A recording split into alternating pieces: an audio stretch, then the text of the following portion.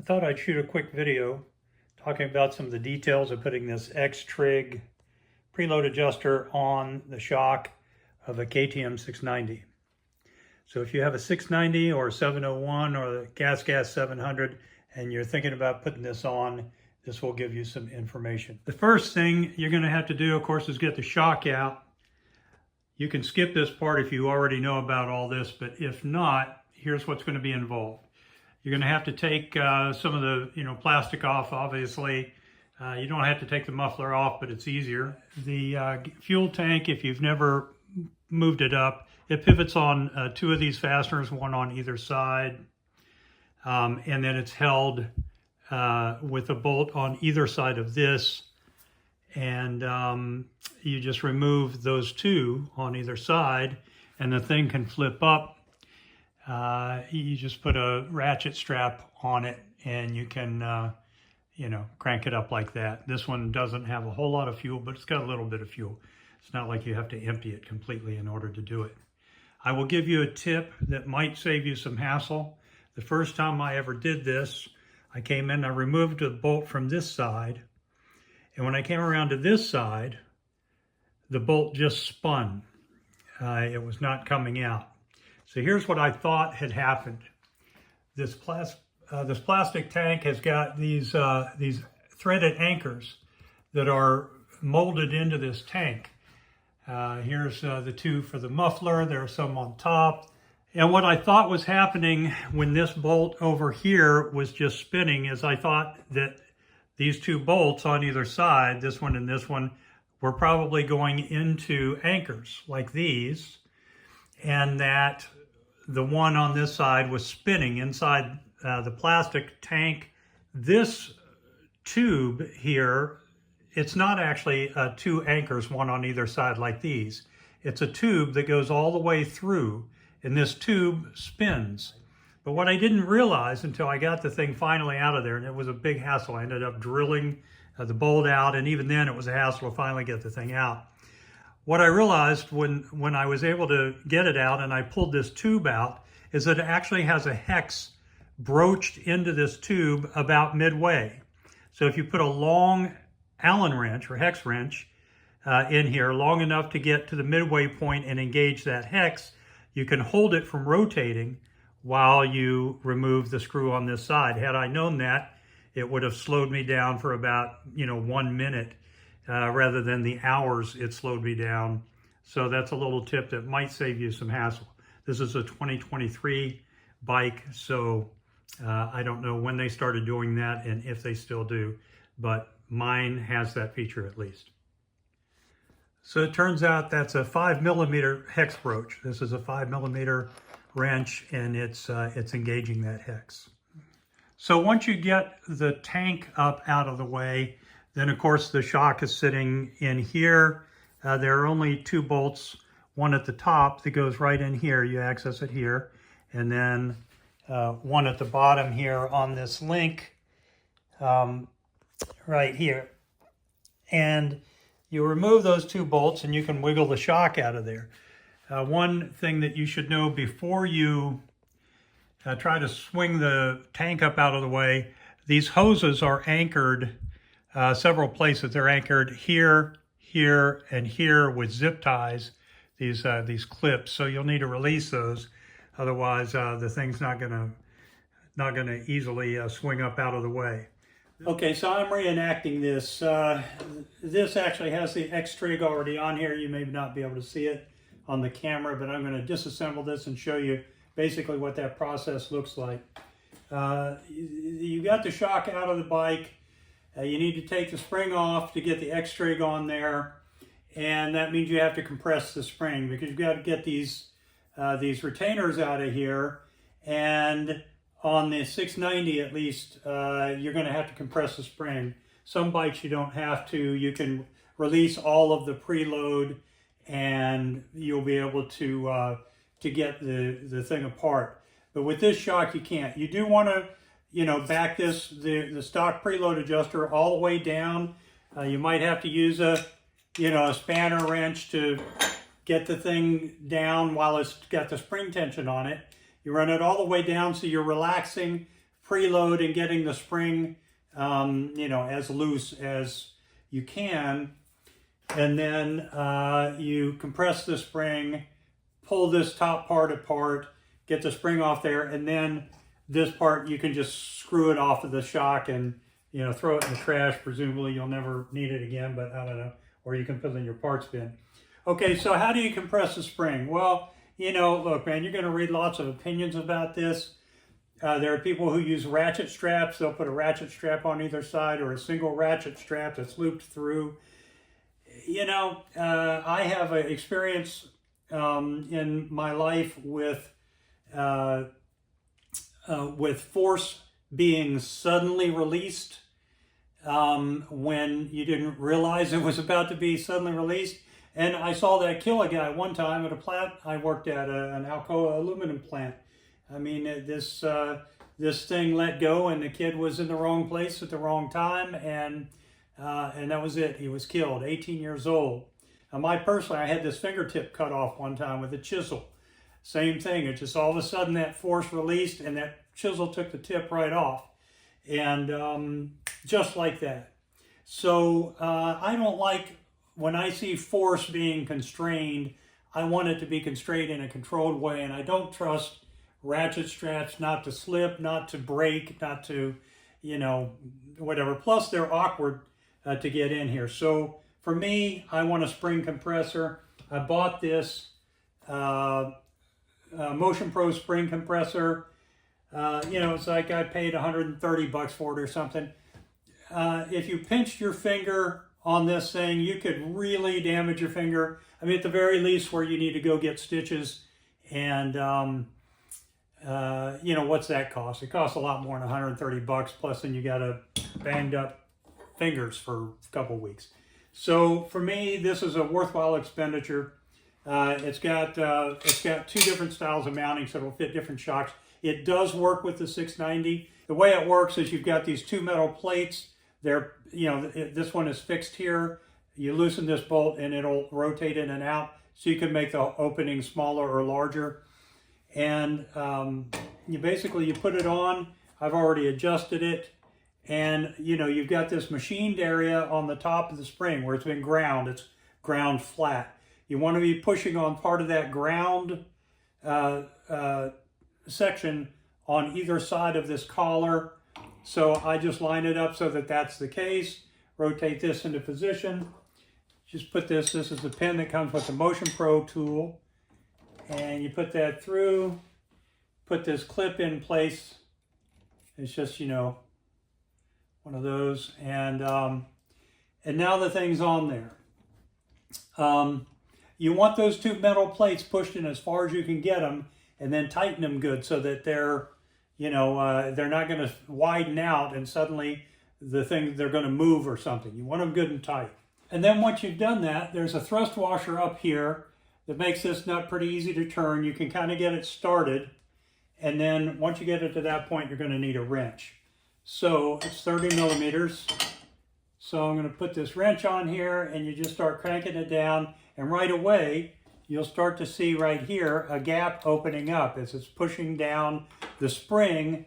This metal thing here, these 3 pieces, just start to, you know, fall with the spring, or the top of the spring. So you can watch that gap open, and it's really controlled, and you get it down to where you've got a little bit of working room. And then I can come up underneath this, and that ring, or this piece, just comes loose. And this is just like a, you know, a semicircular piece of aluminum plate is what that is. So you get that one out, and then you get this one out. This is the point where if this thing came loose and your fingers were in there, forget about it. You would have some real damage. So you get those 2 out of there, and now you just relax the tension again. So I'm going to bring this back up.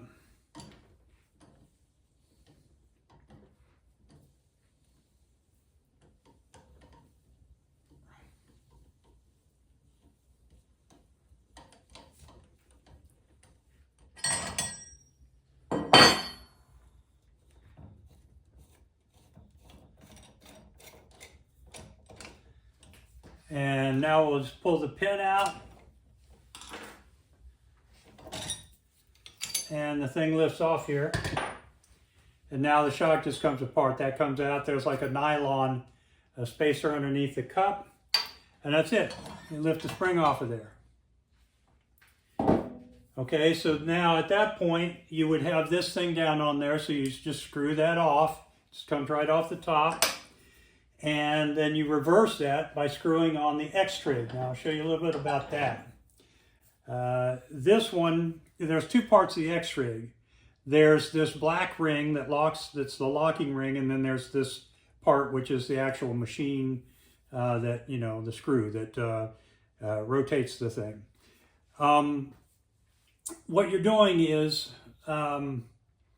you've got to get both of these in, and this one goes on first. So, and it comes apart in this one. I guess Xtrig has different versions and some of them don't. But this has a screw on either side. It just comes apart into two pieces. You can put it right on at the bottom. You don't have to screw it down onto there.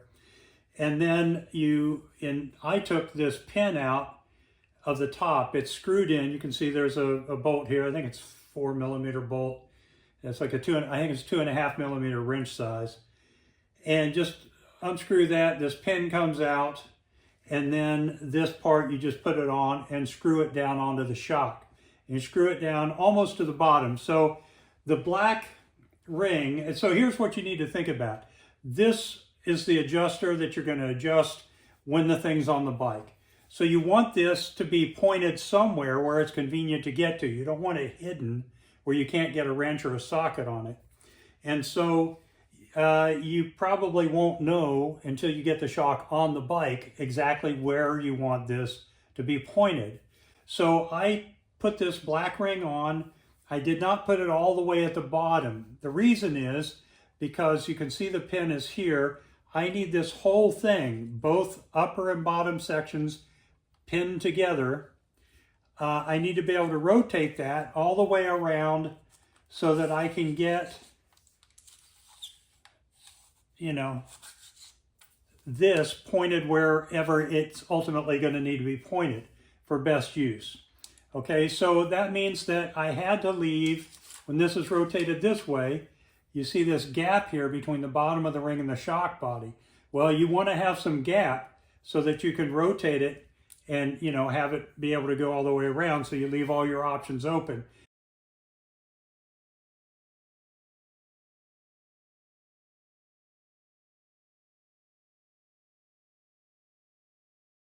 So again, you know, you put the bottom on, you screw this one down. This one you have to screw down.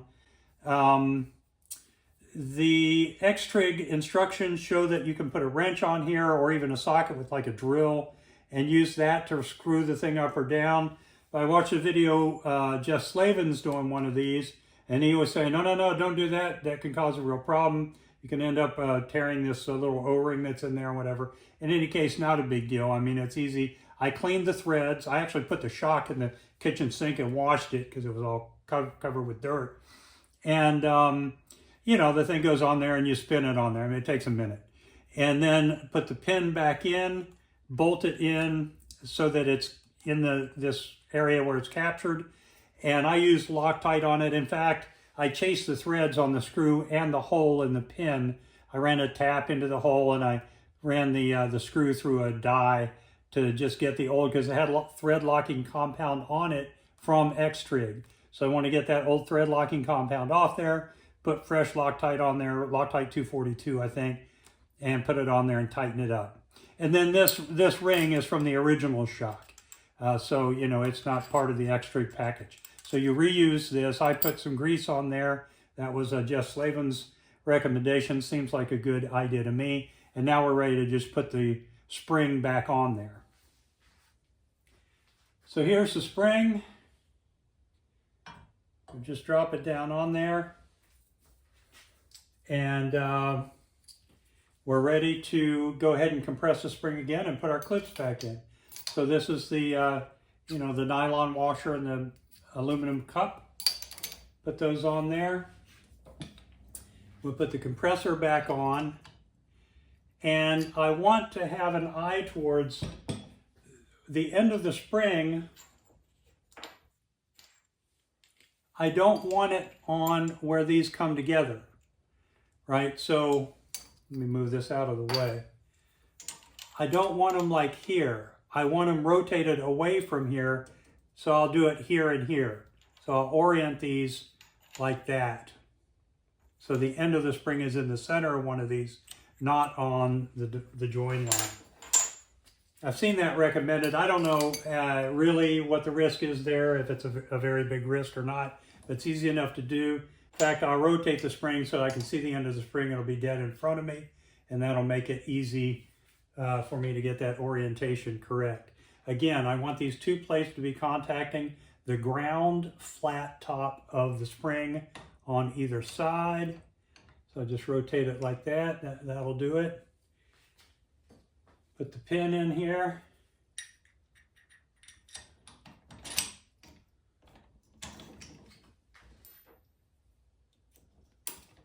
Put the clip on there, and we'll get this thing compressing again.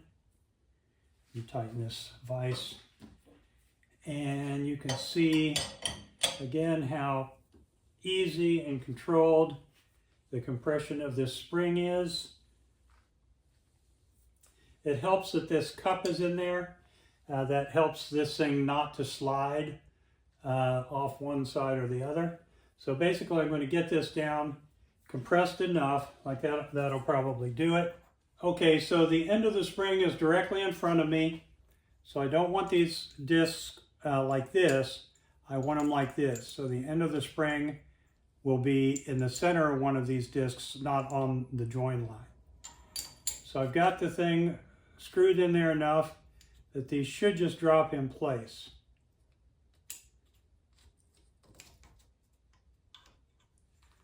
Now it's always a little scary to put your fingers in there, but there we go.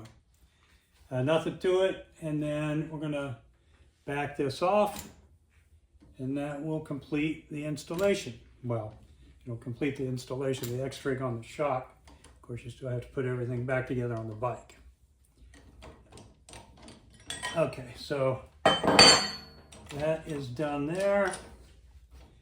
Pull this pin back out of here.